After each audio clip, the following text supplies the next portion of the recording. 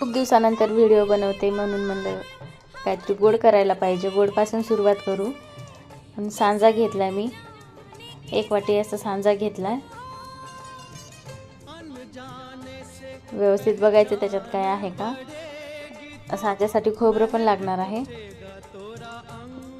चांगलं धुवून घ्यायचं आहे आणि 2 चमचे तूप टाकून सांजा व्यवस्थित त्याच्यात मध्ये परतून घेऊ.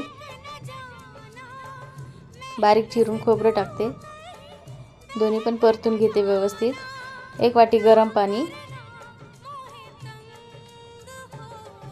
2-3 शिट्ट्या येईपर्यंत शिजवून घेऊ. 2-3 शिट्ट्या झाल्यानंतर शिजलेला आहे चांगला सांजा. परत त्याच्यामध्ये साधारणतः 1 वाटी गूळ टाकून घेते आणि परत 1 शिट्टी येऊ देऊ, कारण ऑलरेडी आपला सांजा चांगला शिजलेला आहे, त्याच्यामुळे 1 शिट्टी आली तरी जमतंय. तयार आहे.